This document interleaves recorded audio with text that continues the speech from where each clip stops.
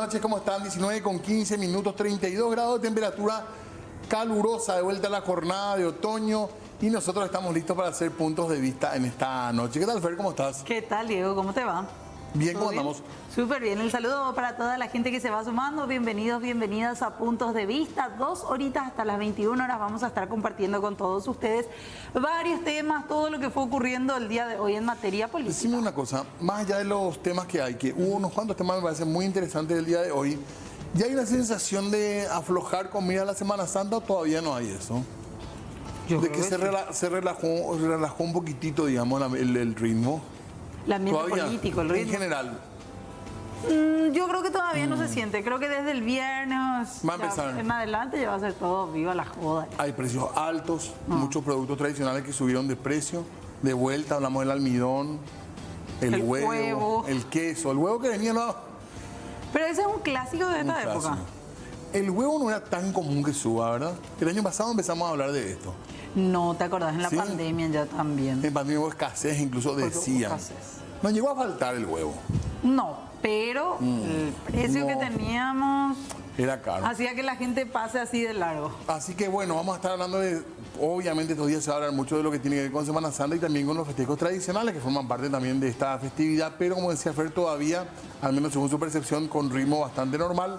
Y también tenemos que decir con algunos clásicos ya que se dan también en las sesiones de la Cámara de Diputados. Exactamente, porque hoy una vez más hubo de todo en la Cámara Baja, en la sesión que se iba realizando, que se intentó por lo menos realizar, porque hubo 2 intentos, a decir verdad, de sesionar.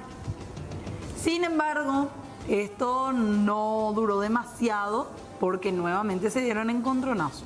Exactamente. Y había temas importantes en la agenda. Sí. No es que era un día sin temas importantes, era un día con temas muy importantes en la agenda. Que siempre son temas importantes, Diego, si vamos al caso, ¿eh? Claro. No, claro, de hecho, tema legislativo. Siempre hay algún tema importante y es allí justamente cuando hay esa intención de debatir algún tema o algún dato polémico, es cuando se generan las dudas y la gente empieza a salir, en fin.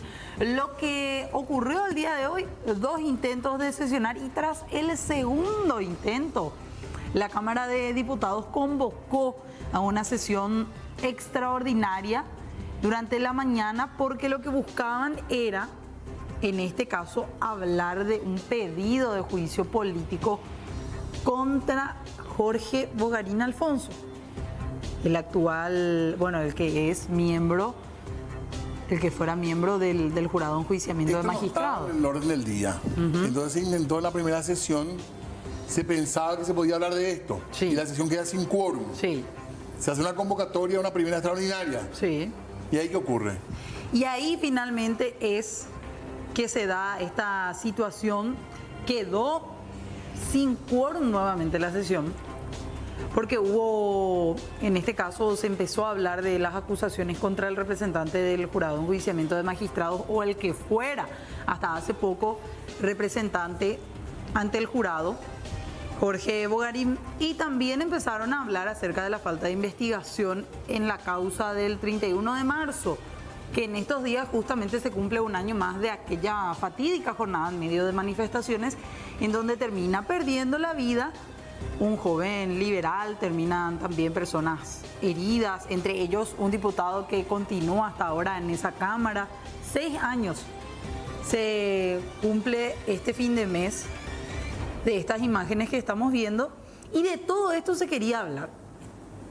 De la falta de investigación, claro. Recordar un poco, hasta el momento recordar que solamente hay policías involucrados, investigados por esto, condenados también ya, pero en general la responsabilidad política no quedó esclarecida en el ámbito de la justicia. Claro, se ha socializado incluso un borrador del libelo acusatorio, volviendo nada más al caso Bogarín también, un borrador del libelo acusatorio en donde se habla de mal desempeño de las funciones del miembro del Consejo de la Magistratura, se habla también de enriquecimiento ilícito. Esto era lo que se intentaba debatir en este sentido en la Cámara de Diputados cuando finalmente quedó sin quórum. Y no sé si tenemos lo que decían algunas personas, porque nuevamente, como decíamos, se dieron encontronazos entre actores ya conocidos. El diputado Basilio Núñez, la diputada Katia González, ellos intentaban debatir acerca del tema, y los demás hasta ahora van argumentando, por ejemplo, en sus redes sociales, que en realidad lo que deben hacer es empezar a cumplir el reglamento interno de la Cámara, y en mayoría se retiraron. Dejando sin quórum y quedó la discusión ahí. Escuchamos lo que ocurría en medio de la sesión de la Cámara de Diputados el día de hoy. El Partido Colorado, con la presidencia de Horacio Manuel Cartes Jara, tiene que dar explicaciones acerca de quién dio la orden para el atropello de la sede del PLRA. Y el nuevo fiscal general del Estado, que está intentando hacer las cosas bien, le pedimos justicia. Porque no basta con la autoría material, porque necesitamos la condena de los autores morales que ese día operaron para que un joven con sueños, con ideales, un padre de familia, sea brutalmente asesinado, y para que nuestro colega Edgar Acosta sea sometido a más de 30 operaciones. Y discúlpame, Edgar, yo sé que te duele esta parte de la historia, pero queremos reconocer en tu persona la valentía también de parlamentarios que han puesto literalmente la vida en juego por defender la democracia y la república. Por supuesto que no quieren escuchar porque su presidente es cómplice, colegas. Y un orador o yo soy dos personas. Sé que valgo por todos ustedes, pero soy una persona, Basilio. Soy una persona. ¿Pero qué no se atropelló? Le defendés a un delincuente. Delincuente, le defendés a un delincuente. Eso es Horacio Cartes. Eso es Horacio Cartes. Eso es Horacio Cartes, un delincuente. Podés gritarme todo lo que querés. No sos Bareté, sos Pererí. Sos flojo, sos Pererí. Por favor, cambia tu eslogan, senador Pererí, que no puede debatir en un recinto parlamentario. Una citación asiaga para la República. Y sigamos, colegas. No se atropelló nada, te callaste. Le defendés a un delincuente. Eso es Horacio Cartes. Eso es Horacio Cartes. Selectiva. Eso es Horacio Cartes, un delincuente. Podés gritarme todo lo que querés. No sos Bareté, sos Pererí. Sos flojo, sos Pererí. Cambia tu eslogan, senador Pererí, que no puede debatir en un recinto parlamentario. Una citación asiaga para la República. Y sigamos, colegas. Ya está, presidente. Bueno, hay que hacer nomás una salvedad. 3 sesiones son, o sea, 3 intentos, 3 llamados, convocatorias que se hicieron el día de hoy en diferentes horarios son los que finalmente terminan quedando sin quórum. La ordinaria y 2 extraordinarias. Sí. Así terminó siendo. Sí. Ya cansa, sinceramente ya. Y sabes qué, Fernanda, hoy tenían sesión. Sí. Ya en la semana creo que no tiene más nada. El lunes. Van a adelantar el lunes, donde bueno, va a estar también el juramento del nuevo ministro de la Corte y no mucho más que eso. Sí. Y después ya, listo, hasta después de Semana Santa.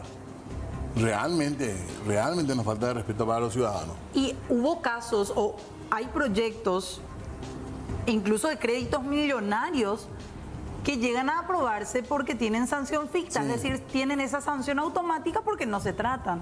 Hoy, por ejemplo, uno de ellos. Hoy hubo uno así, que automáticamente se sanciona, tiene la aprobación porque ya llegó la fecha límite y jamás se llegó a estudiar. Esas cosas son las que finalmente después termina ocurriendo y uno ve y encuentra un crédito con sanción automática porque los diputados no trataron para poder evitar esa situación. ¿Y cuántos casos así ocurren sin que nos enteremos? ¿Cuántos proyectos así pasan de largo? Y hay un gran electoralismo también que muchas veces distrae. Pero nosotros vamos a seguir hablando de esto y vamos a seguir hablando de política, por supuesto. Y justamente ya vamos con información en vivo también en esta tarde y noche, porque está Jorge Escurra para darnos novedades justamente de candidaturas políticas en esta noche. ¿Qué tal, Jorge? ¿Cómo estás? Bueno, vamos a intentar intentar ahí retomar la comunicación con Jorge Ezcurra en minutitos nada más, porque hay también novedades en exteriores como siempre también.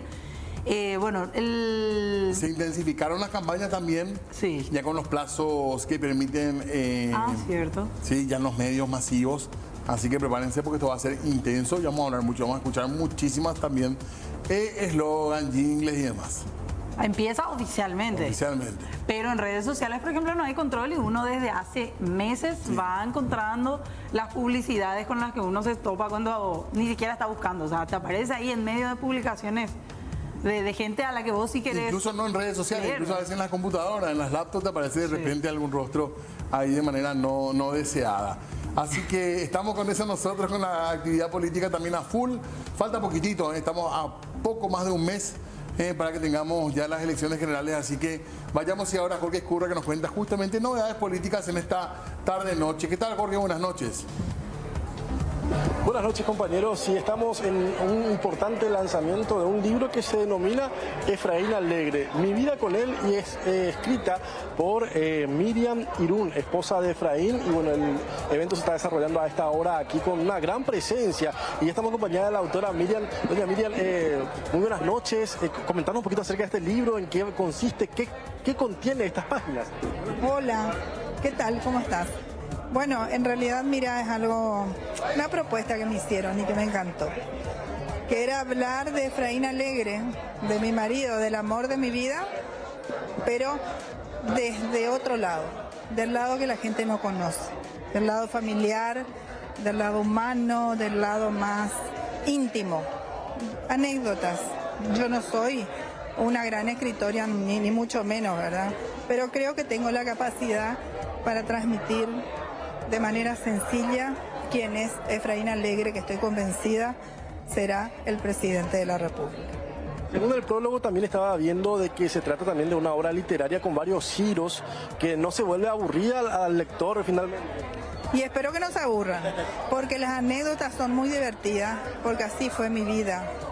Y así es la vida de todas las personas, ¿verdad? Tiene su lado lindo, tiene su lado triste, tiene sus blancos, tiene sus negros, pero también tiene sus grises. Y es lo que yo traté de plasmar en este libro para que la gente lo conozca y para que el 30 le vote con la confianza absoluta de que va a ser un buen presidente, porque es un hombre decente, de familia y de trabajo. ¿Cuántas anécdotas aproximadamente tiene este libro? No, mira, no te puedo hablar cuantitativamente porque no sé, pero es de principio a fin. Son anécdotas, desde luego, que comprimir en un libro pequeño una vida de 34 años juntos no se puede, ¿verdad? Hicimos con mi hijo mayor, que fue mi mano derecha en todo esto, hicimos la máxima síntesis y tomamos aquellas anécdotas que consideraba yo que hacían al Efraín Alegre íntimo, familiar. A mí, Efraín Alegre. En pocas palabras, ¿cómo definís a Efraín Alegre con este libro? Efraín Alegre, un hombre primero de palabra, un hombre de familia, un hombre de trabajo, un hombre sincero con amor al prójimo, un hombre trabajador y el amor de mi vida. ¿Estará o ya está en las librerías del país? ¿Cómo hace uno para adquirir y conocer un poquito a fondo? Sí, claro. Acá estamos, por supuesto, agradeciendo a la gente que ha venido y que le dedica un poquito de su tiempo a este evento. Estamos regalando el libro, pero después se va a vender en las librerías con seguridad. Y espero que sea un éxito rotundo, porque el 30 ese éxito se va a notar. Éxitos, licenciada. Muchas gracias y un saludo a la audiencia. Encantada. Gracias. Este es el libro entonces, Efraín Alegre, Mi vida con él, Miriam Irún. Ahí justamente es la autora con la que estábamos hablando, y aquí están presentes varios políticos, varias personalidades, y vamos a tomarle por lo menos breves palabras al señor Efraín Alegre, si es que sabe por lo menos algo del contenido. Doctor, brevemente nada más, ¿usted ya leyó el contenido de este libro? Buenas noches. No, ahora verdad estoy tratando de conseguir uno para poder saber un poco qué se dice ahí. Estuvo acompañando, me imagino, de todo, o sea, por lo menos el apoyo a su señora. Por supuesto, claro que sí, por supuesto que sí. Personalidades, o sea, también del ámbito político hoy. Así mismo, bueno, yo creo que es muy interesante porque es una visión diferente, ¿no? Una visión de la óptica de la familia, de la mujer. Y bueno, creo que es una visión que normalmente no es lo que vemos de Efraín Alegre, así que me parece interesante. Yo ahora voy a tratar de leer un poco a profundidad para ver qué dice eso. Gracias, doctor. A ustedes muchas gracias. Y bueno, así van también recibiendo aquí a los invitados especiales en el lobby de este importante hotel aquí en la capital, donde están llegando personalidades. Vemos también a Soledad Núñez, obviamente la candidata a la vicepresidencia por parte de la Concertación, y muchas otras personalidades que están aquí ya esperando este lanzamiento del libro Efraín Alegre, Mi vida con él, escrito por Miriam Irún. Bueno, gracias Jorge, muy amable. Estamos atentos entonces. Novedades que van surgiendo también en torno a todo lo que es este ambiente, ciertamente político también, que se genera en este tipo de eventos. Gracias, hasta luego. Hasta luego.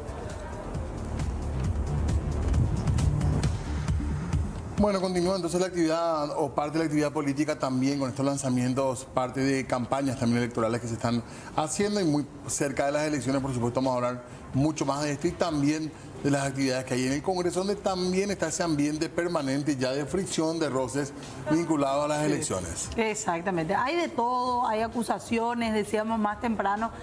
Ya cansa un poco este tema, pero es la realidad política que nos toca, lo que se vivía hoy en la Cámara de Diputados.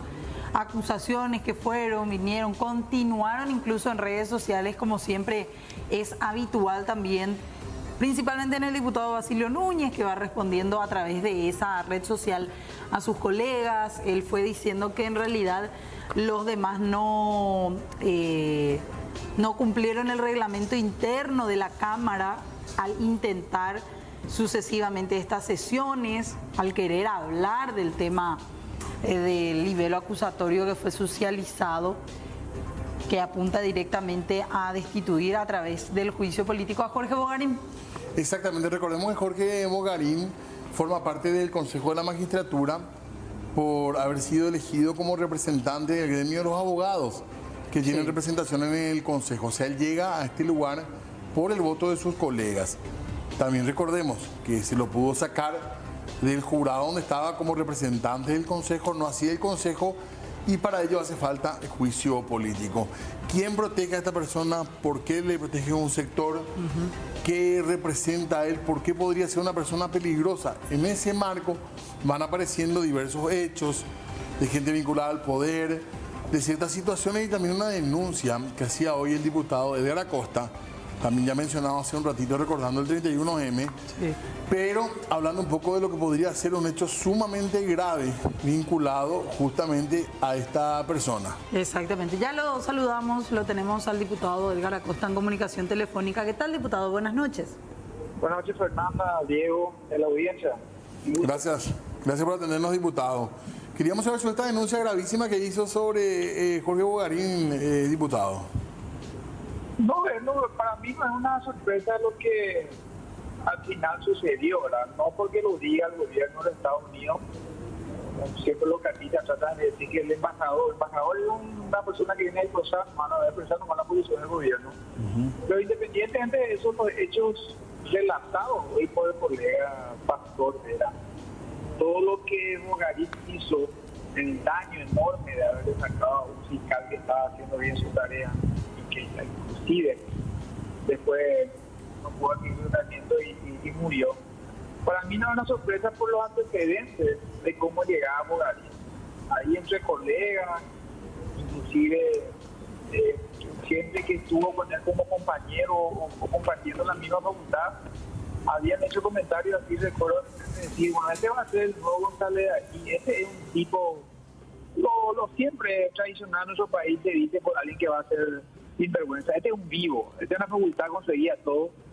Y este llega al Consejo de la Magistratura no para ser uno más. Y no nos sorprenda que rápidamente sea designado frente al jurado. Y así pasó, Diego. O sea, a mí no me sorprende.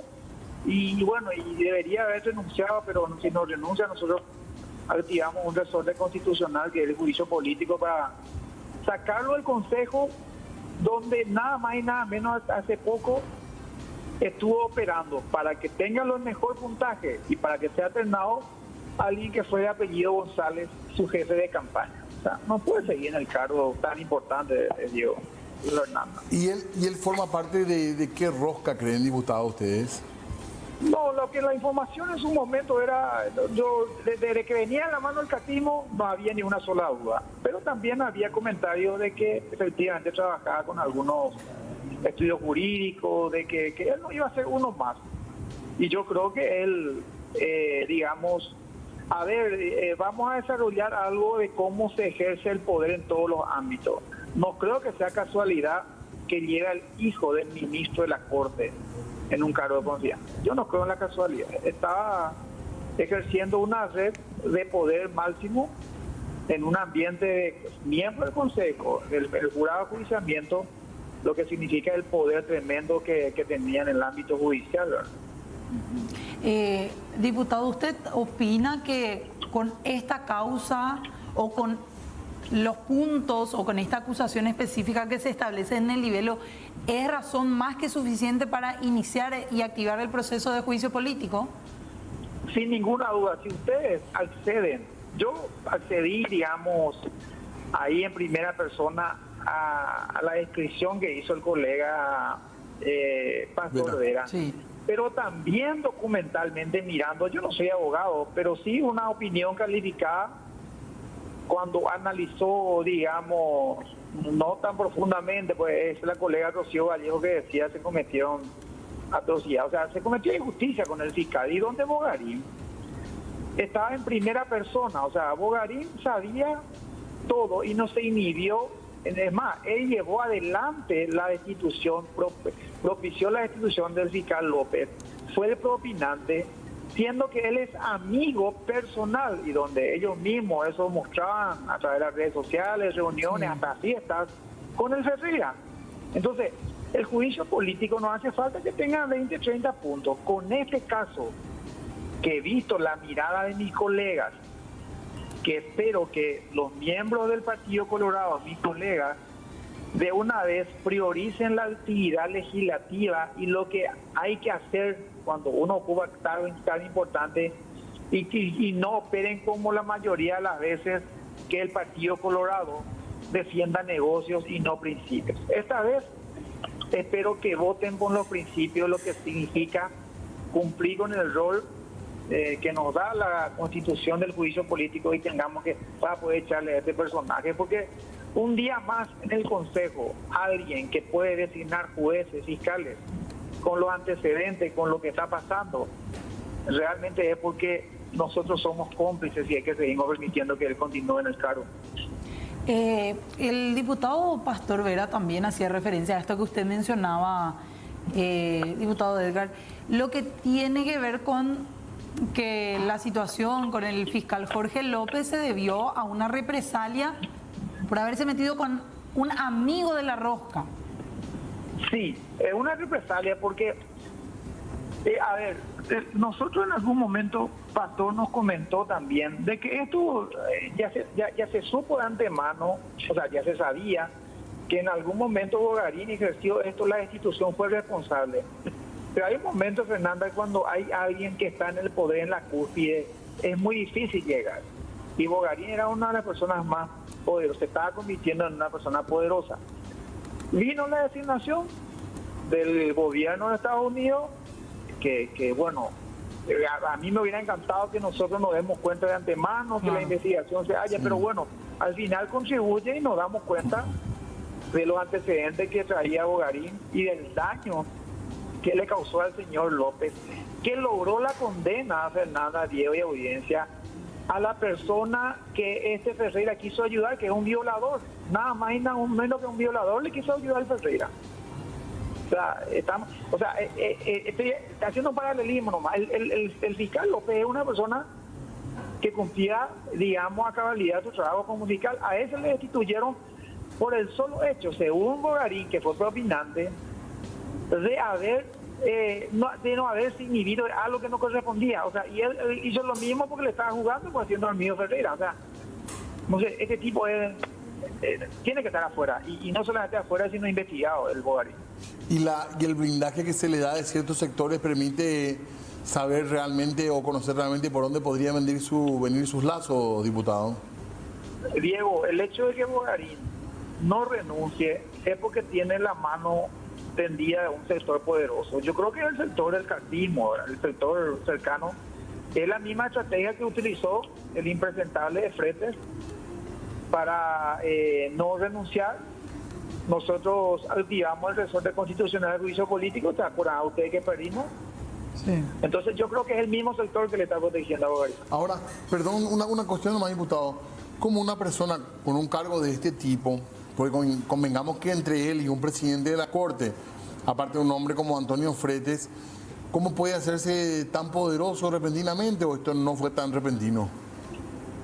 No, yo creo que el hecho, a ver, en nuestro país, el hecho de que el padrino político sea Cartes, creo que ya es un poder Diego.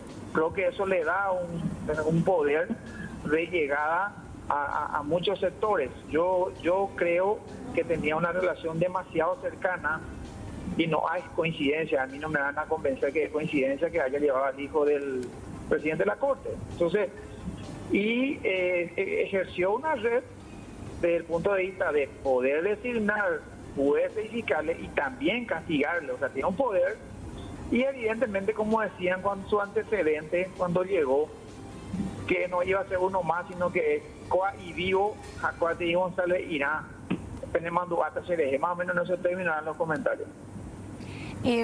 Usted decía, diputado, se estaba volviendo alguien poderoso. ¿Esta designación puede truncar eso, o él puede llegar a seguir operando pese a esta designación de los Estados Unidos?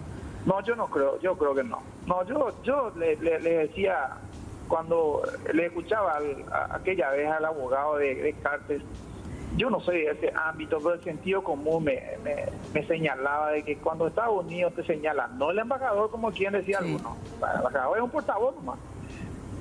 Yo no, es un golpe duro, y yo creo en la soberanía, yo creo todo eso, pero Estados Unidos también tiene derecho a designar a gente que no quiere que entre en su país, ¿verdad? Pero independientemente a eso de entrar a discutir, yo no creo, honestamente, que un imperio como un Estados Unidos tenga que lanzar nomás situaciones sin que tenga algún respaldo documental del hecho. Así es que yo, Fernanda, respondiendo, no creo que se levante de esta situación, honestamente. Y al no querer renunciar, por ejemplo, eso también... Probablemente uno de los castigos que va a recibir es que no, cuando si se vuelve a presentar, porque creo que hay elecciones en poco tiempo de abogados, no creo que llegue más abogados. O sea, esto me da la pauta de cuando el abogado Cartes dijo, no tiene ni un solo efecto, Cartes va a continuar con su empresa, no le preocupa nada. El grupo Cartes ya no existe. Sí. Bueno, diputado, una cuestión saliendo un poco de esto nomás, ya que estamos cerca de la fecha. Escuchaba que hoy su colega Katia González pedía disculpas por la mención, pero queríamos hablar un poco de su caso, de aquella agresión que tuvo en la plaza. ¿Cómo quedó esto? ¿Con una sola persona condenada, es verdad? Sí, una sola persona. Fue una acción de oficio de la Fiscalía.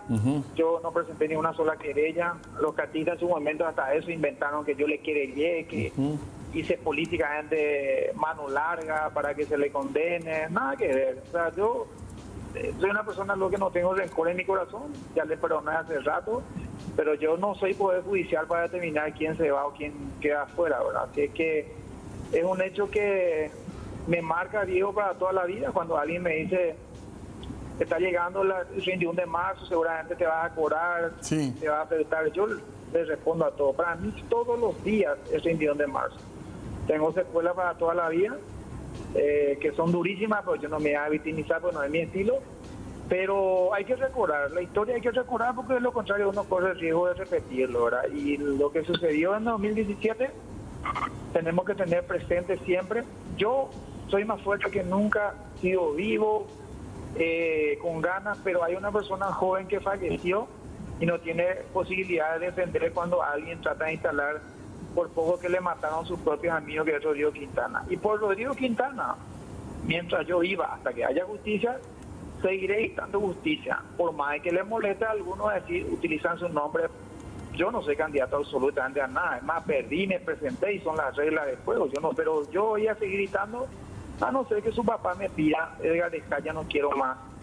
Y la justicia significa, Diego Fernández de Audiencia, no solamente el que materialmente le disparó tiene que estar en la cárcel, sino los que estuvieron con el cruce de llamadas, desde Cartes hasta su aliado, y dentro de esos aliados hay liberales, pues que se vayan a la cárcel. Por suerte, esta acción no prescribe y espero que la nueva fiscalía, hoy con Katia y otros colegas presentamos, instamos al Ministerio Público que más que nunca le dé impulso al caso de Rodrigo Quintana. Diputado, gracias por el tiempo, muy amable, y seguimos conversando. Con gusto, saludos a la audiencia. Hasta luego. Bueno, el diputado Edgar Acosta hablando sobre dos cuestiones muy sensibles. Una, lo que tiene que ver con esta situación del 31M. Hoy ellos instan nuevamente a la Fiscalía a mover esa causa, que es una de las tantas que quedó un poco allí parada, aunque algunos aspectos sí llegaron al final, ¿verdad? Y lo otro, estaba leyendo nada más lo que mencionaba también el diputado y lo que hoy decían al momento de socializar el borrador del libelo acusatorio.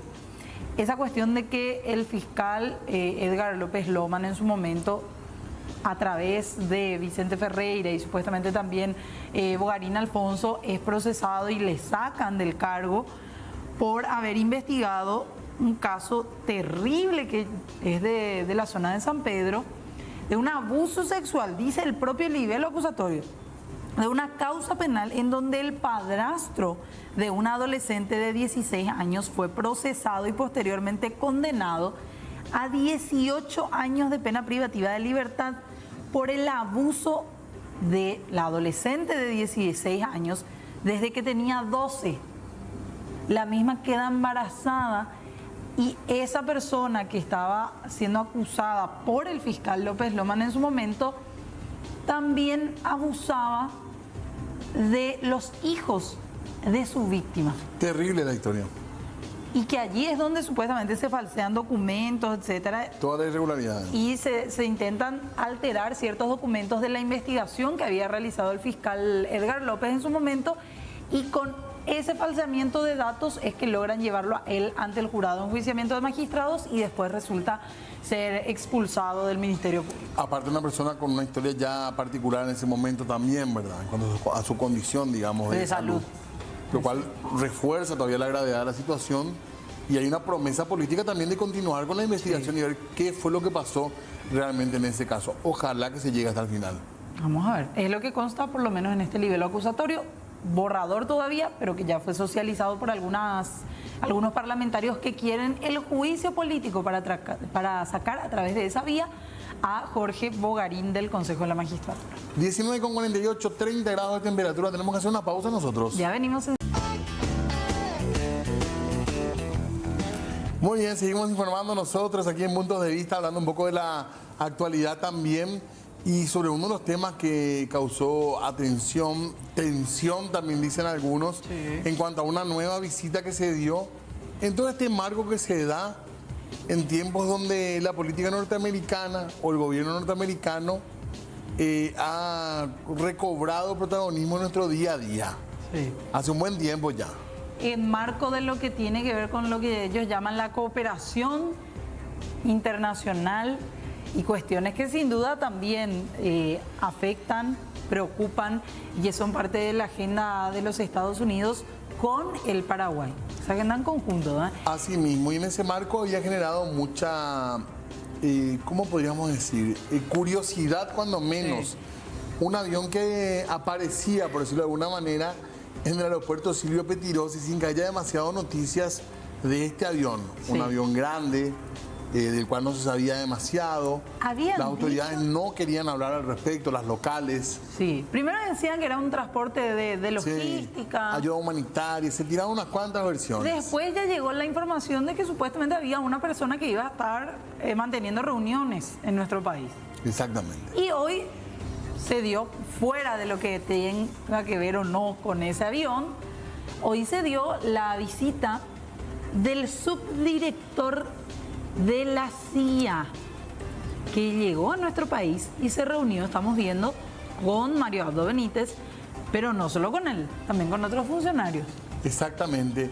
Estamos hablando de una persona que además, porque muchas veces vienen funcionarios norteamericanos a esta parte del mundo que tienen como parte de su agenda de trabajo justamente la región.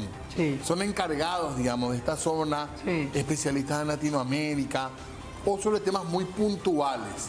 En este caso estamos hablando de un funcionario de alto rango, porque es Altísimo. subdirector de la CIA, que es la agencia, no olvidemos esto, es la agencia de inteligencia federal de los Estados Unidos que investiga temas graves, serios e importantes para la seguridad norteamericana, o lo que ellos Claro. consideran su seguridad. Exactamente. Se reunió, decíamos, con Mario Abdo Benítez y también con el ministro de Inteligencia, Esteban Aquino. Estas reuniones fueron informadas oficialmente con publicaciones, incluso de la Secretaría Nacional de Inteligencia de nuestro país.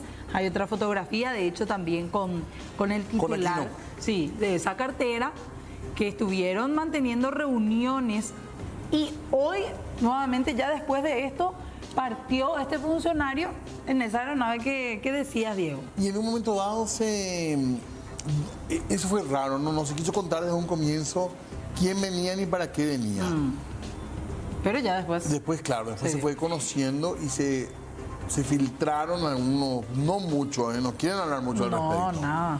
Hay un tuit, el de la Secretaría Nacional Sí. de Inteligencia. A mí me llamó la atención. No sé si adrede o no. Una palabra. Sí. El ministro de la SNI Paraguay, Esteban Aquino, recibió la significativa visita del subdirector de la CIA, David Cohen. Acá ya estamos todos traumados con esa palabra. Claro.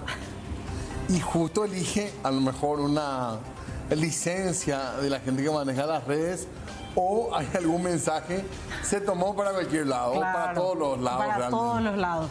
Oportunidad, dice, en la que se destacó el esfuerzo y aportes desplegados por la Secretaría Nacional de Inteligencia en defensa de la democracia y la lucha contra el terrorismo global. Dicen que el motivo de la visita y el diálogo con el gobierno paraguayo es justamente fortalecer la cooperación entre nuestros países en materia de seguridad nacional. Mencionaban acerca de esta persona que tiene una biografía bastante extensa. Él ya David estuvo Cohen. en el gobierno de Obama, Sí. él ya ocupó este cargo y ahora vuelve a ocupar el cargo. Y en un momento dado, él estuvo, antes de ser parte de la CIA, estuvo en el Departamento del Tesoro Sí. como subsecretario de Terrorismo e Inteligencia Financiera, donde desempeñó un papel vital en la lucha contra las finanzas ilícitas y el desarrollo de sanciones económicas contra gobiernos extranjeros, incluidos Rusia, Irán y Corea del Norte. O sea, no podemos negar que es un tipo, una persona conocedora de cuestiones que atañen directamente a estas últimas Sí. novedades que nos llegaron de Estados Unidos y que relacionan al Paraguay, hablando de sanciones económicas y financieras.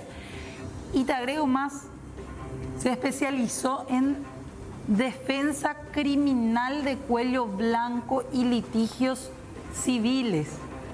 Hablan de que él formó parte de un equipo que elaboró una legislación en Estados Unidos que trata sobre el lavado de dinero. Y teniendo en cuenta esta especialización que tenía, formó parte de un bufete de abogados en donde se encargaba de todos los litigios civiles más complejos, la defensa penal de aquellos ladrones de cuello blanco, como se los conoce al momento de hablar de casos de corrupción particularmente, investigaciones internas y principalmente siempre hablando de cumplimiento de sanciones y de lavado de activos. Estuvo trabajando tanto en el sector privado como abogado en Estados Unidos, como también dentro del gobierno de ese país en estos temas enfocados. En el año 2017 recibió la medalla de inteligencia distinguida al mayor honor de la CIA. Es el segundo hoy de la Agencia de Inteligencia del Gobierno norteamericano y estuvo en nuestro país. No se conoce demasiado cuál fue la agenda, pero sí, insistimos, forma parte de esto que ha sido una constante ya en la última parte del gobierno de Mario Abdo, la presencia de funcionarios norteamericanos y también las designaciones que llegan a través de la embajada, designaciones del gobierno norteamericano. Y recordemos que Mario Abdo justamente está de visita por Estados Unidos en la zona de Tampa, en Florida, en una base militar. ¿Él viajó en un vuelo privado? Sí, creo que vuelve ya mañana, un viaje cortito. ¿Con ¿verdad? el ministro de Defensa está? Está el canciller, está allá, se va a unir a él y se fue el ministro de Defensa, sí. Bernardino Soto Cigarrillo. Exactamente. Ahí también estaba Y la primera dama. La primera dama también estaba. Así que el presidente de la República, que muchas veces mostró debilidad por los temas militares, Sí. va a estar en una base militar en lo Tampa. suyo. En lo suyo. También hubo respuesta de la página de la Embajada de los Estados Unidos y ellos hablaron de una reunión que se dio en el marco de una robusta cooperación bilateral, es lo que mencionaba. Dice que se abordaron estrategias compartidas para el combate a amenazas globales. Para cerrar nomás, Cohen también tiene bastante conocimiento, decían, acerca de amenazas terroristas. También parte de su trabajo justamente en el Departamento del Tesoro, al ser subsecretario de esa área, tiene conocimiento de ese sector y es un poco el área de trabajo en el cual estuvo desempeñándose y ahora como subdirector de la CIA. Y te cuento más, ¿te enteraste lo de A ver, que tuvo un cameo en una serie conocida? no. Cuando no era todavía subdirector de la CIA. ¿Qué hizo? No, apareció en unos breves instantes en un episodio de Game of Thrones. ¿En serio? ¿Pero actuando así o medio como extra? Creo que o- actuando o como extra, no sé bien porque yo no vi la serie. Yo vi la serie, vi ¿Y apareció? vi hasta la cancelación. ¿Y apareció? Y pues, En no, un no- cameo. no lo recuerdo, hay que hacer memoria. Una serie súper interesante del manejo del poder norteamericano. Y si uno busca nomás, hasta CNN en ese momento se hizo eco Ah, sí. de que desde la aparición de, creo que en ese momento era ex alto funcionario del gobierno de los Ah, en el Estados periodo Unidos. entre que estuvo en Obama y que Creo. volvió ahora. Sí, creo que sí. Puede ser.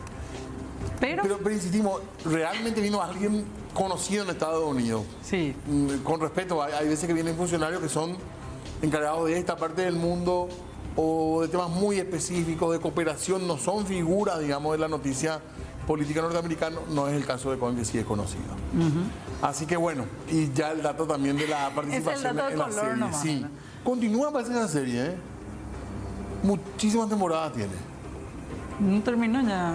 Yo vi hasta, bueno, no puedo decir porque hay gente No, que ya terminó. ¿Terminó ya? Game of Thrones, sí. Sí. Creo que sí. Yo no soy fanática de la serie, pero eso no puedo. Pues ya Yo vi terminó a- y se nos retaron Yo vi acá. hasta que el actor principal desaparece de la serie.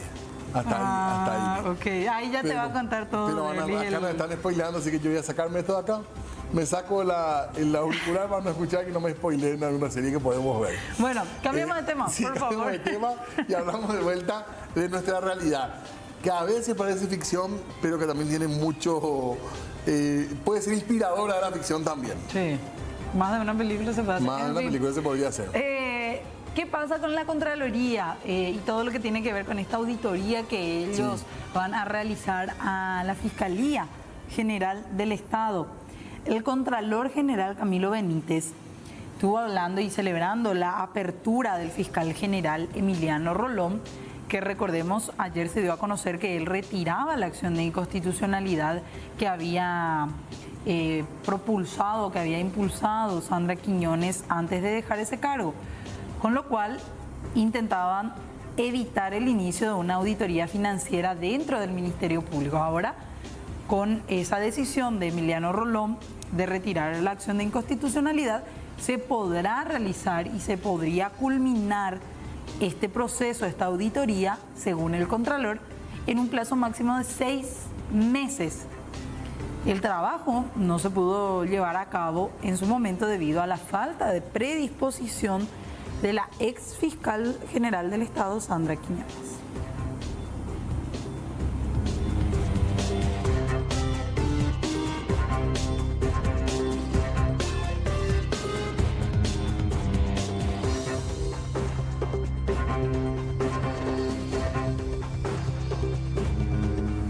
Muy bien, atención también a un tema que sí, es de todos los marzos realmente, que tiene que ver con la marcha campesina que va a tener de vuelta a nuestra ciudad capital como escenario principal de las protestas de estos grupos sociales que van a traer una vez más, lastimosamente, una serie de inquietudes no resueltas, muchas de ellas por los gobiernos sucesivamente.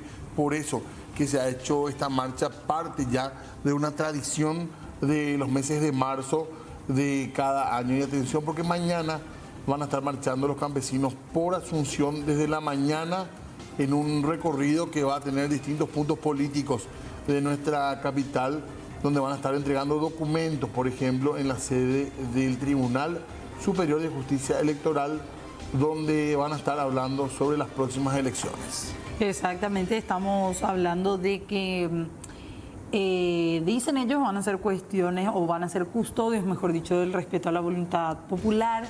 Después también van a tener otras paradas, como el ex seminario metropolitano, para luego trasladarse hasta la Plaza de la Democracia, donde se llevará a cabo el acto central en horas ya de la tarde. A estas movilizaciones se espera se adhieran también miembros y conjuntos de parcialidades indígenas. Ya la tradicional marcha en la cual se va a exigir principalmente como consigna de este año tierras, el acceso a las tierras y el cese de los desalojos en diferentes puntos de nuestro país. Los miembros de la Plenaria Nacional de Organizaciones Campesinas e Indígenas fueron las encargadas de lanzar oficialmente el cronograma para su tradicional marcha anual. Esta edición es la número 29, la de este año. Exactamente, y estamos hablando de la Federación Nacional Campesina.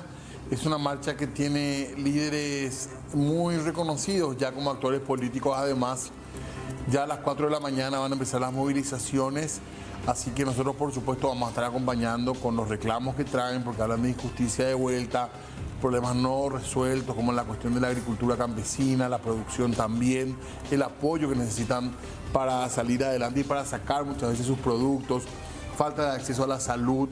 Son distintos los puntos que traen de vuelta como reclamo, y además de eso, además de lo que es la marcha en sí, como tema político principal, que tiene un montón de reclamos, también hay una cuestión de organización que hay que saber el día de mañana por dónde van a estar marchando, cuál va a ser el recorrido. Suele ser una marcha muy ordenada esta, ¿verdad? Es una marcha que no suele tener, digamos, sorpresas en cuanto a los lugares donde van. Tampoco suele ser una marcha que suele cerrar como forma de protesta a calles, sino que es una marcha que va a distintos puntos, y vamos a hablar justamente con la gente encargada del tránsito para ver qué nos deja ahí con respecto a esto. Inspector Daniel Cárdenas, de la Policía Municipal de Tránsito, ¿qué tal? Buenas noches. Muy buenas noches a ustedes, muy buenas noches a la gran audiencia, a las órdenes. Gracias por atendernos, inspector. ¿Cómo va a ser un poco el ordenamiento también para el día de mañana para la gente que va a transitar? Tenemos entendido que ellos van primero a la justicia electoral. Efectivamente, así mismo es. Como bien estaba diciendo recién, estaban manifestando ahí que ellos van a movilizarse a las 4 de la mañana en algunos sectores ya desde la medianoche, dependiendo de la distancia. El punto es que están teniendo previsto estar todos ya para las 8 de la mañana enfrente a la justicia electoral. Calculamos unos 150 vehículos entre ómnibus y camiones de gran porte, que son los que van a estar transportando a los manifestantes, que serían entre 5 a 6 mil personas. ellos estarían llegando a las 8 en frente a la justicia electoral.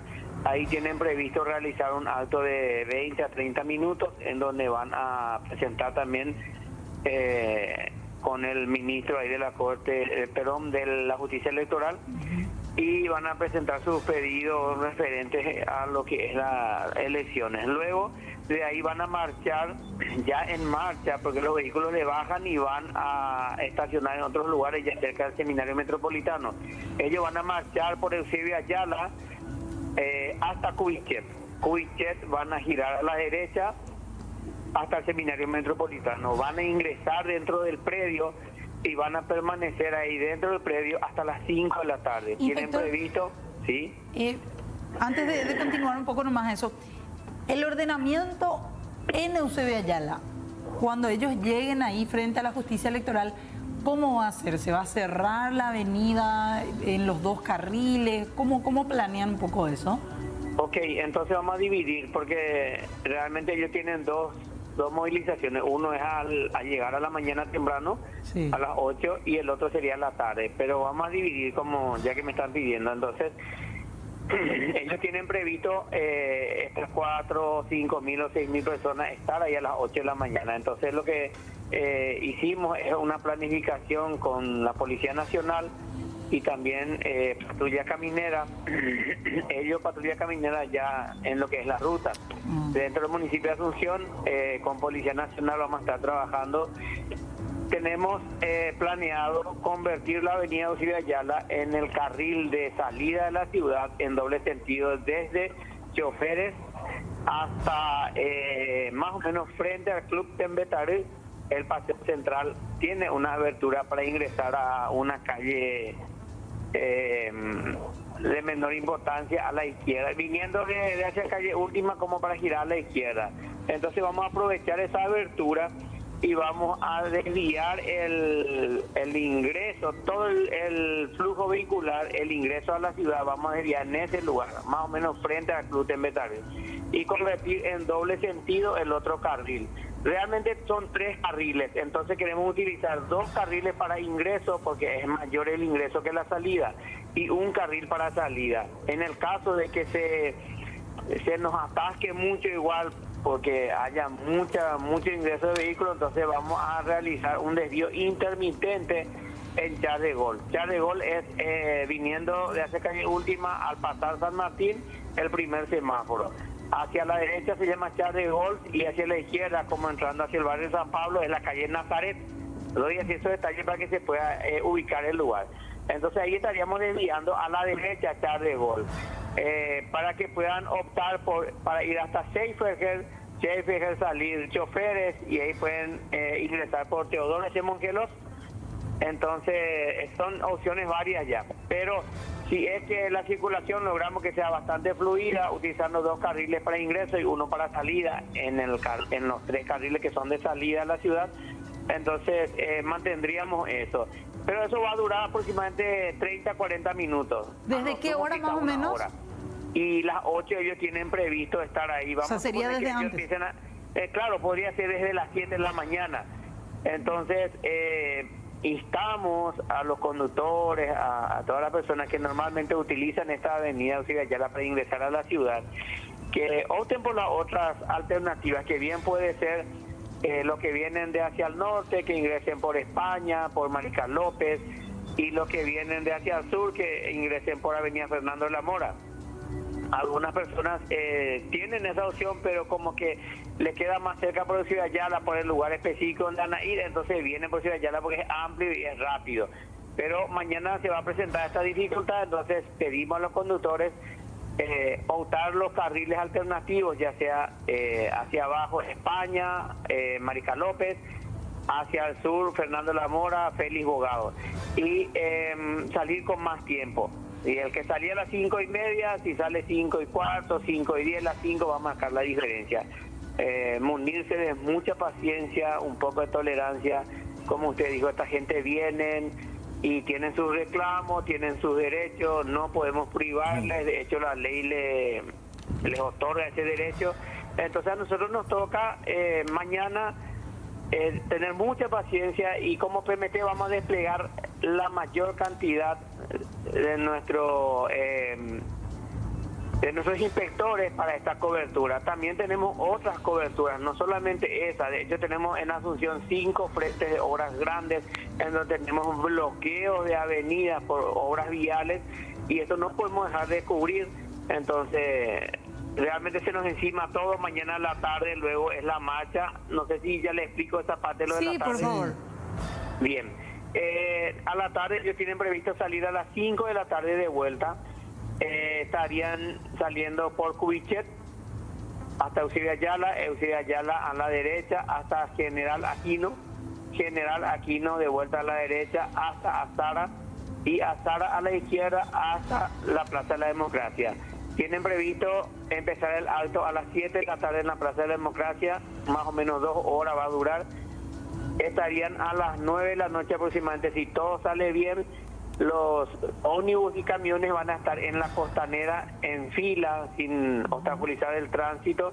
Van a estar esperando, una vez que sea las 21 horas, van a llegar hasta la Plaza de la Democracia e iniciar el operativo retorno. Independientemente de que todo salga bien, ellos tienen previsto que unos 200 aproximadamente líderes quedarían en vigilia en la Plaza de la Democracia. Pretenden al día siguiente, el día viernes, tener una reunión con el ministro y para firma de acuerdos. Entonces, si todo sale bien, ellos el viernes a la mañana se retiran. Inspector, siempre esto es, ¿sí? Con respecto antes de continuar nomás, usted hablaba de unos 6.000 manifestantes, unas 6.000 personas. ¿Y cuántos colectivos aproximadamente van a llegar? 150 vehículos grandes. Seguramente habrá otros medios para llegar, porque obvio que no sé si va a entrar 6.000 personas en 150 ómnibus, pero desde lo que ellos ya más o menos tienen previsto son 150 vehículos grandes que van a venir, aproximadamente, quizás un poco más. Y esos vehículos van a parar para bajar ahí enfrente a la justicia electoral y inmediatamente circulan de vuelta. Para ¿Y esas personas que se quedarían, digamos, para mantener otras reuniones hasta el viernes, no van a estar acampando como en otras ocasiones o como otros grupos en el centro, volverían al seminario, ¿qué se sabe? No, ellos firmaron un acuerdo con la Municipalidad de Asunción para acampar esa noche, solo por esa noche, en la Plaza de la Democracia. Ellos se comprometieron a dejar limpia de vuelta a la plaza. Bien, ustedes dijeron, es un grupo bastante organizado. Ellos siempre se han caracterizado porque son bastante disciplinados, son organizados y cumplen los acuerdos. Hasta hoy día fue así. Entonces confiamos que esta vuelta también va a ser así, y si todo sale bien, entonces ellos el viernes en el transcurso de la mañana, estos 200 dirigentes, aproximadamente 200, se estarían retirando el viernes en la mañana. Nosotros el jueves a la noche, en paralelo con la marcha, tenemos también los 5 puntos de obras viales. Aparte de eso tenemos el partido que va a ser en el Club Libertad, que en algún momento se va a tener que cerrar la avenida Artigas por motivo de seguridad, que la Policía Nacional es el que hace esto, no es que nosotros cerramos. Mucha gente ahí. Sí, por un motivo de seguridad. Eso ya viene ya por un acuerdo entre las instituciones, inclusive esto ya viene con acuerdos internacionales, entonces se cumple. Y también tenemos la cena de los dirigentes de la Conmebol, que va a ser en la estación del ferrocarril, ahí sobre Paraguay y al costado de la Plaza Uruguaya. También esa zona va a haber un poco de bloqueos en algunas calles. O sea que mañana es a full. Empezamos desde antes de amanecer, vamos a ir quizás hasta las 10, las 11 de la noche, y un grupo que va a quedar en vigilia en la Plaza de la Democracia. Inspector, nosotros, ¿sí? Usted decía, después de que hagan toda la entrega de documentaciones y cosas así en la justicia electoral, ellos de ahí van a ir marchando, decía usted, hasta el seminario metropolitano. Sí, así mismo. Ellos calculan que el acto va a durar unos 20 minutos aproximadamente, pero siempre hay algún retraso. ¿Y por dónde van? Por Eusebio Ayala. Enfrente a la justicia electoral va a estar el grupo. Sí. Ellos van a ocupar todos los carriles de ingreso a la ciudad. Sí. Y una vez que inicie la marcha, van a ir por Eusebio Ayala hasta Cubichet. y van a girar Cubiché para ingresar al seminario metropolitano. Mientras ellos van marchando, nosotros vamos a ir desplegando el bloqueo, vamos a ir modificando los bloqueos. Tenemos previsto la cobertura en las calles alternativas, que ya en ese caso sería de Chofer hacia allá, sería Teodoro S. Mongelos. Entonces estaríamos realizando los desvíos y una vez que ellos van pasando se va habilitando inmediatamente a la avenida. Estimamos que entre las 9 y 9 y media va a quedar totalmente habilitada de vuelta a la avenida de Silvia Ayala. Espectacular. Bueno, Diego, no sé si vos tenés alguna Lo pregunta. último, el transporte público va a tener movimiento normal, digamos, el transporte de pasajeros. Normal, va a tener movimiento normal. Me refería hace rato al principio cuando dije que si no abastece los dos sentidos de la avenida Silvia Ayala, convertirlo en doble sentido, el carril de los 3 carriles de salida. Entonces vamos a tener que realizar el bloqueo intermitente en Char de Gol, que es de un lado hacia abajo de Char de Gol y hacia arriba es Nazaret, donde está el semáforo después de San Martín. Sí. Entonces ahí giraríamos a la derecha, especialmente el transporte público. En ese caso, si desviamos transporte público ahí, ellos irían hasta Seiferger irían hasta Choferes giran a la izquierda, suben hasta Teodoro S. Mongelos a la derecha y van hasta Cubichet. Ahí en Cubichet, dependiendo de dónde se encuentren la manifestación, quizás ya puedan subir en Cubichet o directamente vamos a estirarlo hasta General Santos. Bueno, a tener paciencia entonces para mañana, inspector, Sí. para la gente que va a entrar a Asunción, que va a llegar a sus trabajos y a otras cosas más, ¿verdad? Así mismo, solo a modo de comentario, Sí. La PMT necesita aproximadamente 600 a 1000 efectivos para trabajo en la vía pública. Actualmente no alcanzamos a 180, o sea, estamos totalmente disminuidos después de la pandemia, muchos jubilados, muchos que también se lo llevó el COVID y mucha gente que hace trabajo administrativo que no estamos logrando repatriarlos a PMT.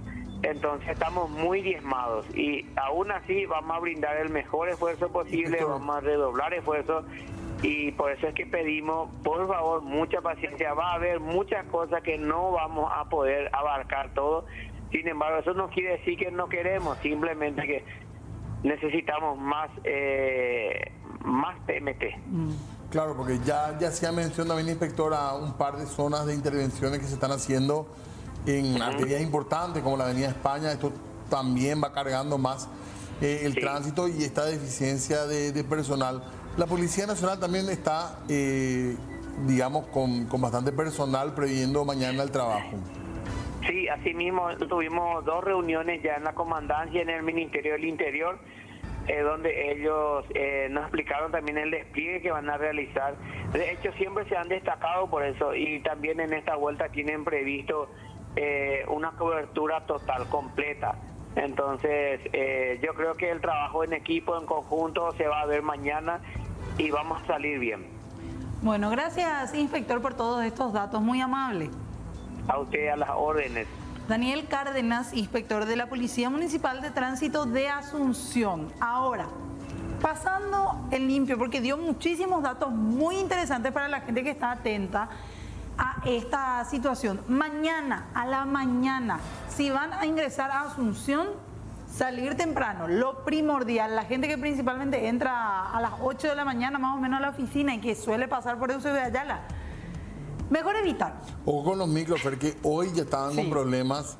De vuelta la gente denunciando regulada, mañana va a ser más lento todavía. ¿Qué pasa?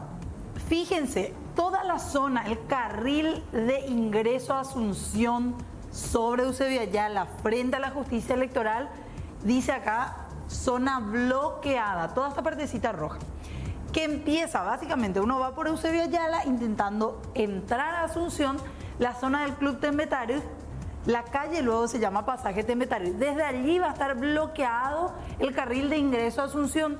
¿Qué va a hacer uno? Va a tener que hacer una pequeña maniobra para ingresar en el carril que sería de salida, porque ese carril de salida va a ser doble mañana. Ahí va a estar el cuello de botella sobre Eusebio Ayala. Esta flechita verde es para la gente que va a querer ingresar por Eusebio Ayala a Asunción desde frente al Club Tembetarú, que sería más o menos ya la calle Nazaret o la calle del otro lado que decía el inspector Charles de Gaulle. Desde allí la gente va a tener que hacer ya un pequeño desvío, ingresar al otro carril hasta la zona de un conocido supermercado ahí sobre Choferes del Chaco. Ahí sí, después ya ingresa a su carril normal para entrar a Asunción sobre Eusebio Ayala. Correcto, estamos hablando más o menos de la zona del Colegio Nacional de la Capital, ¿verdad? Donde termina, Antes. digamos, un poco Mucho antes luego. Porque el Colegio Nacional pues estaba ya pasando todo, correcto. General Santos. O sea que Todo mucho antes. eso va a ser una fila larguísima, un vehículo tras otro, no hay posibilidad de adelantarse. No, Así porque que vos, con calma. vos te vas a ir por el carril de salida de Asunción Ya. sobre Eusebio Ayala y va toda esa zona de la justicia electoral, vas a pasar así. A paso de hombre seguramente si la gente va en masa por esa zona. Esto va a estar así calculando ya desde las 7 de la mañana o antes incluso decía el inspector. Porque a las 8 es el acto que tienen allí los campesinos de entrega de documentos en la justicia electoral. Entonces puede extender hasta las 8:30, 8:40 o incluso más. Después de esto, lo que decía también el inspector era muy importante. Quizás se hagan también desvíos acá en la calle Nazaret, pasando ya toda la justicia electoral o antes de llegar. Y el desvío de colectivos va a ser justamente allí. Hay un semáforo en esa calle. De un lado se llama Nazaret, del otro lado se llama Charles de Gaulle. Ahí girarían los colectivos.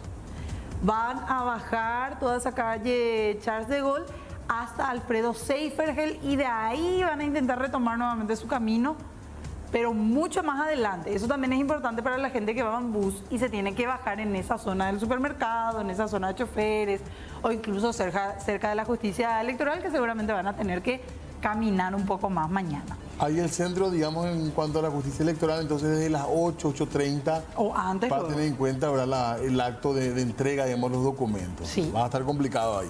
Esto es el otro. A ver. Esto es para la tarde. No, tenemos el que es de Maps, por si acaso, porque después de terminar esa actividad en la justicia electoral, ellos de la justicia electoral van a ir marchando hasta el ex seminario metropolitano y lo van a hacer por Eusebio Ayala. Acá está. Estamos en la justicia electoral. Presta atención, Diego. Sí. Eusebio Ayala. Van a ir caminando por esta zona, marchando sobre todo Eusebio Ayala. Derecho, derecho, derecho. Continuamos porque van a ir marchando por Eusebio Ayala hasta Kubitschek. Cuando veamos Kubitschek un poquito más adelante paramos. Y en Kubitschek van a girar a la izquierda. Acá está. Jocelino Kubitschek. Giran a la derecha, quiero decir, perdón. A la derecha y van a ir marchando hasta llegar al ex seminario metropolitano. Hasta acá. Acá está. Unas cuantas cuadras más van a hacer. Y decía el inspector que ahí van a ir ya restableciendo el tránsito a medida que ellos circulen. La avenida Eusebio Ayala en el ingreso a Asunción se va a restablecer. Ahora sí el siguiente, porque esta es la ruta de la mañana nomás. A la tarde es esto que es mucho más complicado. Van a salir, inicia más o menos a las 5 de la tarde, hora pico, para la gente que sale de Asunción o que quiere volver a su casa, que vive en la capital. Salida del ex seminario metropolitano. Van a girar sobre Kubitschek a la izquierda, marchando siempre los campesinos. Van a ir nuevamente por la avenida Eusebio Ayala, unas cuantas cuadras. Sí, bastante larga, porque van desde Kubitschek hasta la zona del mercado, Diego. Hasta General Aquino. Okay. Van a ir los manifestantes. General Aquino es más o menos para la gente que no ubica por nombre, la calle por donde bajan los colectivos que van hasta el mercado. Exactamente, ahí no se puede más continuar, hecho por Eusebio Ayala. No, y ahí van a bajar también los manifestantes por General Aquino hasta tomar Félix de Azara. Imagínate lo que va a ser el tráfico ahí. Sí. Y ahí sí ya hay mucho menos espacio. Hay Sí. que entender ya como zona bloqueada mientras que dura la marcha. Sí, zona bloqueada. Félix de Azara van a ir, después Azara se convierte en General Díaz y bajan en Independencia Nacional hasta llegar a la Plaza de la Democracia, donde va a ser la concentración. Así que... Y van a quedarse ahí en vigilia. A ver un poquito, esta zona marcada, bloqueada. Sí. Y la naranja es alternativa de circulación. La naranja es alternativa de circulación, que sería de Colón por Teniente Fariña, no, mentira, para entrar a Asunción, Artigas o España o Mariscal López, vas a tener que subir, en vez de subir en Azara, vas a tener que seguir hasta Teniente Fariña, si querés ingresar al centro de Asunción. Sí. O podés hacer también por la Avenida Perú, eventualmente. O por Perú. Pero por Félix de Azara, por General Díaz, no vas a poder. No, es que, bueno, sí, realmente ahí va a ser el lío. Sí, y después otra opción de ingreso es por esta zona del mercado, por Rodríguez de Francia. Rodríguez de Francia, podés bajar Brasil o las siguientes calles y después agarrar Fulgencio R. Moreno. O en todo caso continuar Rodríguez de Francia hasta la zona de Sajonia o Barrio Obrero, donde sea. O para salir de Asunción. Acá el problema va a estar en salir también, Diego. Porque podés salir por 15 de agosto, agarrar a Edo, después la continuación Herrera, pero sí en algún momento quizás te encuentres con parte de la marcha. Exactamente, así que atentos a esto, ojalá, ya de hecho nos adelantaba el inspector Cárdenas que la cantidad de efectivos es insuficiente ya para el día a día operativo de la Policía Municipal de Tránsito, son 180 con otros puntos que hay que atender porque no es el único punto el de la marcha, así que va a ser un día en el que hay que tener en cuenta esto y también, por supuesto, escuchar cuáles son los reclamos que vienen con la Federación Nacional Campesina. Pero todas estas recomendaciones para que a usted le sea más liviano el día de mañana. Hoy ya hubo denuncias también de poca cantidad de colectivos, gente esperando en las paradas de vuelta. Mañana prepárense, los usuarios del transporte público, va a ser un día también seguramente con estas dificultades. Así que nos preparamos para la marcha campesina, acompañamos nosotros con toda la información y con los consejos también para moverse por la capital el día de mañana. 20 con 30 minutos, hacemos una pausa y ya volvemos con más puntos de vista.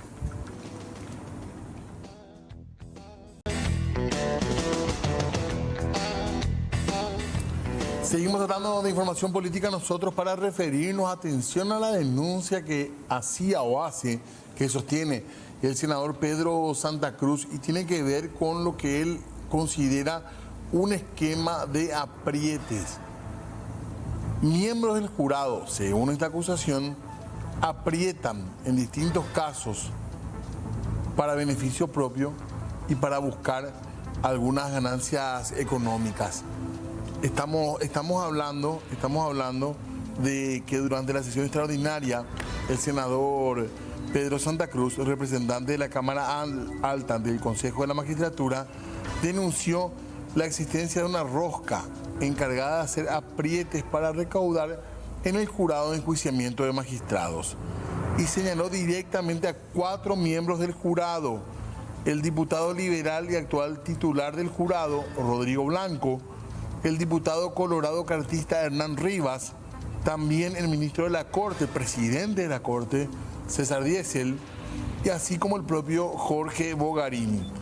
Dijo que es el momento de dar vuelta lo que está pasando en el país y por eso instaba a Kronawetter a convertirse en un agente de cambio en el jurado, es decir, a combatir estas roscas. Vamos a escuchar lo que decía Pedro Santa Cruz en segunditos nada más, en este caso, porque también esto tuvo repercusión por parte del presidente de la Corte, César Diesel, que recordemos, él a su vez representa en este caso al jurado, a la Corte Suprema de Justicia en el jurado de enjuiciamiento de magistrados, y él anunció en sesión plenaria de la máxima instancia judicial que denunciará penalmente al senador Pedro Santa Cruz. Lo escuchamos ahora sí a César Diesel.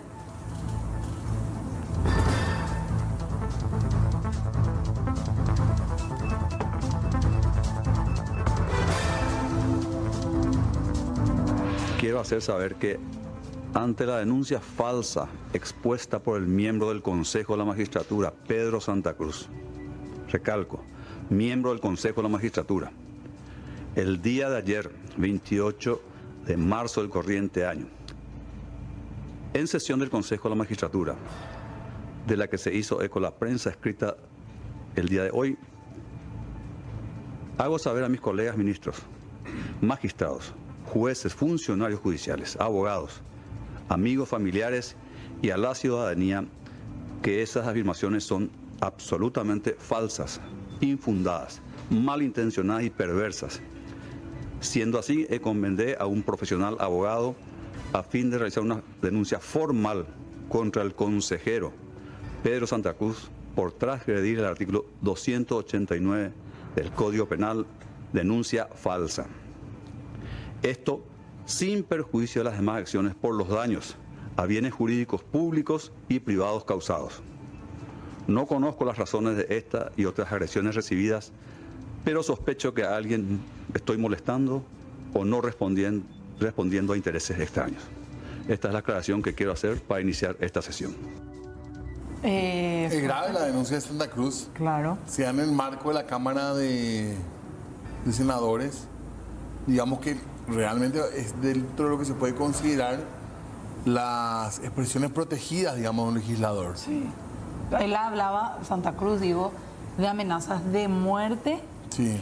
Y de incluso también de toda esta situación que según él decía en el propio Consejo de la Magistratura, él mencionaba que continuaban los casos de aprietes, como se lo conocen, desde esos órganos, desde el jurado de enjuiciamiento de magistrados, hacia jueces y fiscales que no se alineen a los intereses de estas personas que él mencionaba. Y entre ellos estaba el propio César Diesel, que ya anunciaba una demanda, sería ya, contra el senador. Ni más ni menos que el presidente de la Corte Suprema de Justicia. También aparecía Bogarín, recordemos, uno de los señalados, por los últimos señalados por Estados Unidos de Norteamérica como significativamente corrupto. Además, en esa designación apareció en particular un nombre quizás sorprendente. ¿Cuál? El nombre de una persona que no era muy conocida, un funcionario designado de un juzgado de apellido Ferreira. Vicente Ferreira. Vicente Ferreira. Y la verdad que sorprendía, creo que todo el mundo tuvo que buscar un poco en los archivos, en las publicaciones para ver a quién se refería. Sí. No había pasado antes, habían sido personas muy conocidas del ámbito político las que aparecían como señaladas. Muy expuestas, con mucha... o incluso en lugares de decisión más bien. En este caso aparece el nombre de un funcionario menor, digamos. Que rompió el silencio, habló e incluso apuntó a que el gobierno de los Estados Unidos realizó acusaciones en su contra de manera irresponsable, le dice al propio gobierno norteamericano, incluso hablaba de una persecución. Pero vamos a escuchar lo que mencionaba el día de hoy Vicente Ferreira, que hablaba en una de las primeras ocasiones.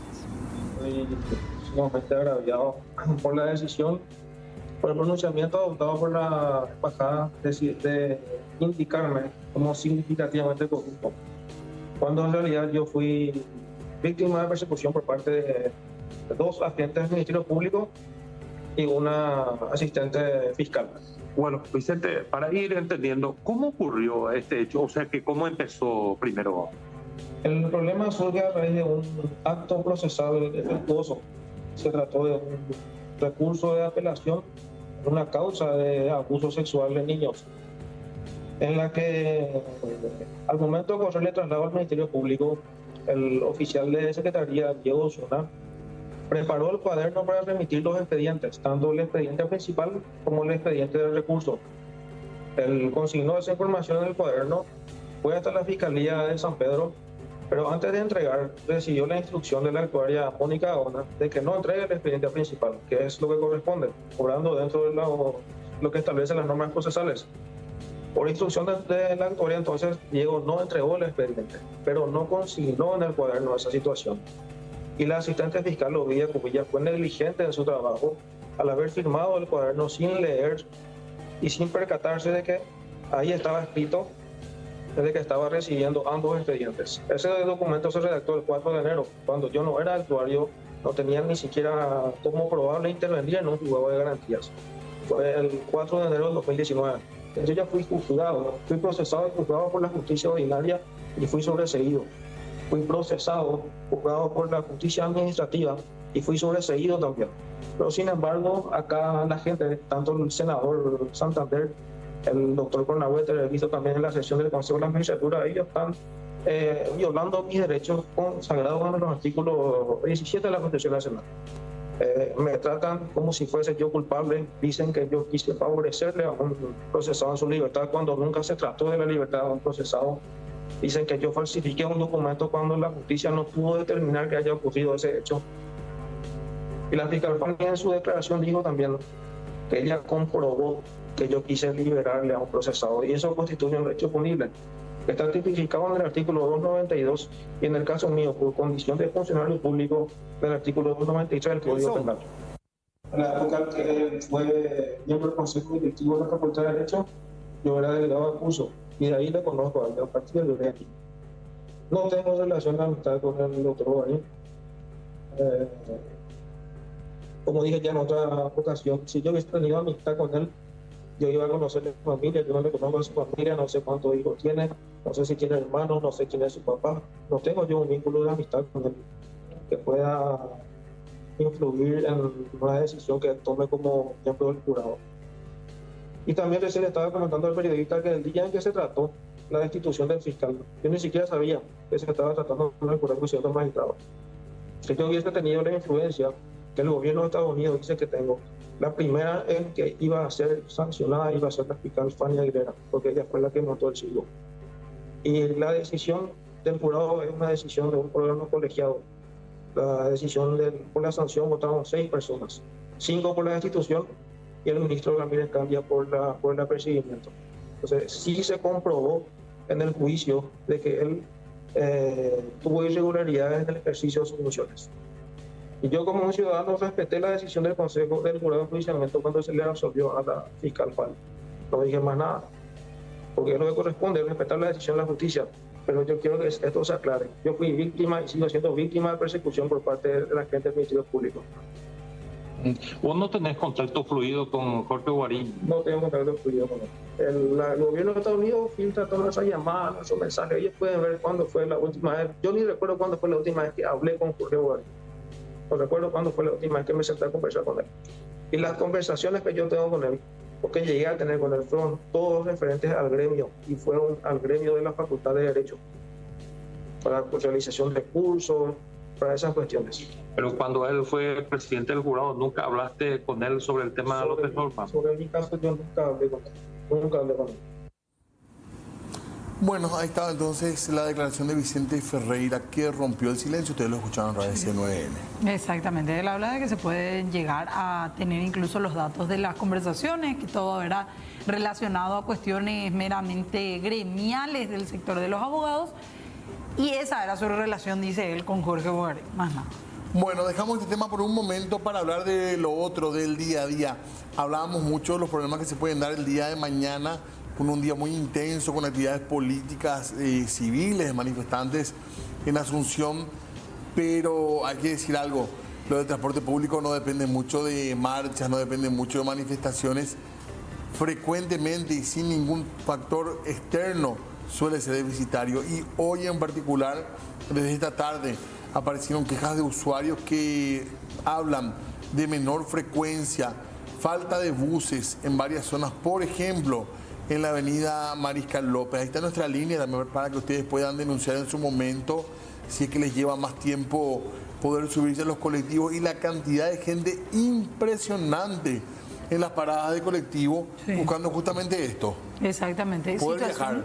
Esta situación que se da, como estamos viendo en el video, en horas de la tarde-noche, pero hay también casos y denuncias que hablan de que en horas de la mañana también se registra esta situación. Muchísima gente esperando, Fernanda, todas las mañanas. Desde las 6:30, si no es antes, ya luego dicen, las paradas están llenas, pero no hay una suficiente cantidad de buses, por lo menos, circulando por las calles.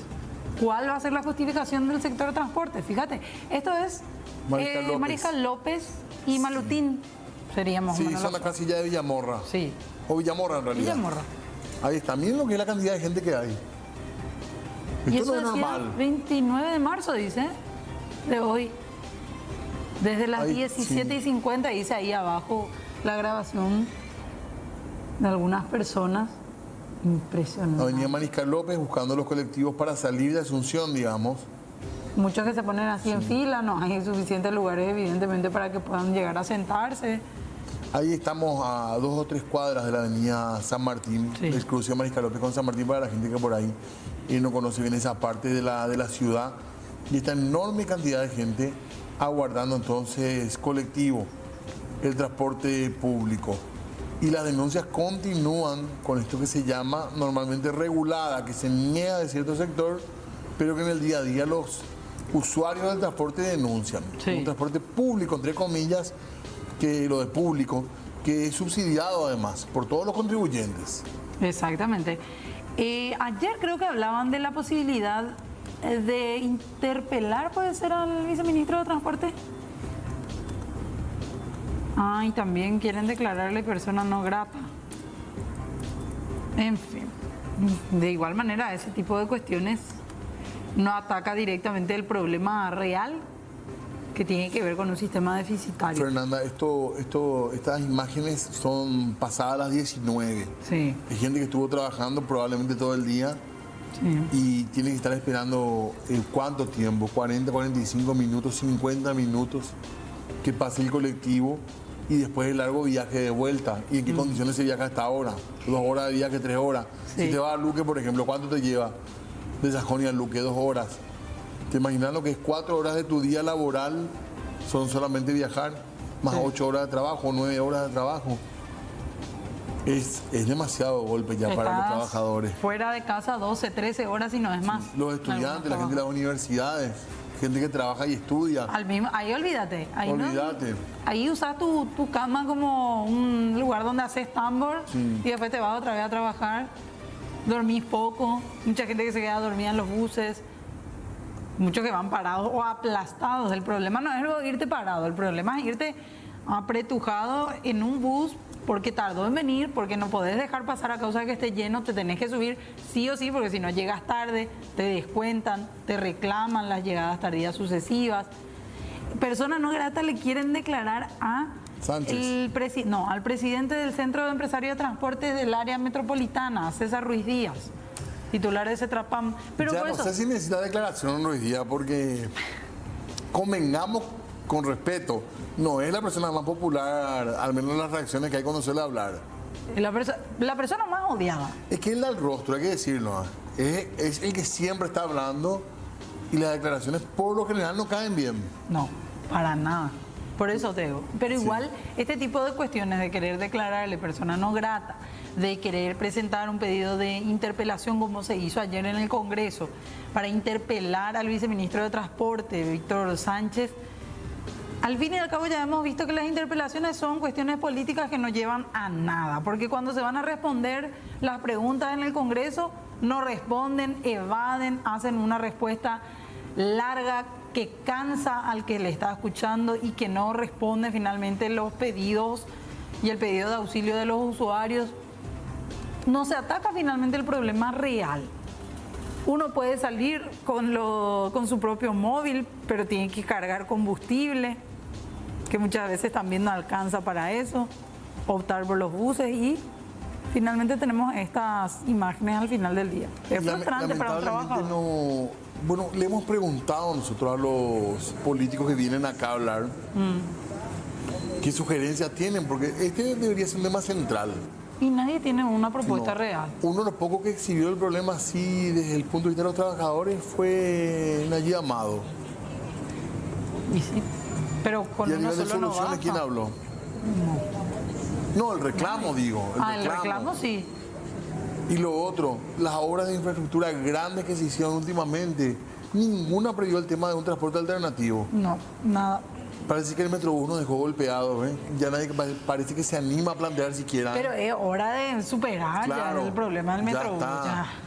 Está bien que se reclame, que se pida esclarecimiento, Volvamos a plantear. investigación, pero que se haga Pero si algo hoy es- más. pero imagínate Fernanda Chamorro, que es diputada por Central y uno de sus planes es reactivar el Metrobús, no te va a votar nadie. No. Pero te por va. eso, y este gobierno tampoco llegó a plantear otra solución No, alternativa. ninguna. O sea, dijeron, no se hace el Metrobús, lloramos todos, lloró Vince en su momento porque no se hacía el Metrobús, No hubo nada más. pero no dijeron, vamos a hacer esto entonces. No. Se habló de esta historia del tren, pero el tren, honestamente, uno no ve que vaya avanzando. No avanza el tren. Tenemos ¿cómo se llama? La empresa de trenes, FEPASA, Sí. pero no tenemos ferrocarriles. Ni Hay uno que Esperanza. cruza de Encarnación a Posada, pero no es nuestro realmente, ¿verdad? Pero ni esperanza tampoco Es de que se compartido pueda de hacer última. rápido. Porque siempre van bateando los años de implementación al fin. Y por eso, al final del día, tenemos estas imágenes como la que estamos viendo. Bueno, y quedamos con esto y fuerza a la gente que tendrá que enfrentarse todavía mañana en un día bastante complicado para el transporte público. Así que con esta información terminamos por hoy el programa. 20:53. Fuerza para mañana, evitar algunos puntos críticos de Asunción. Y nosotros mañana vamos a estar, por supuesto, con el lado político también de lo que va a ser seguramente la carpeta de reivindicaciones que trae la Federación Nacional hasta nuestra capital. Nos vemos mañana. Chau, chau. Gracias.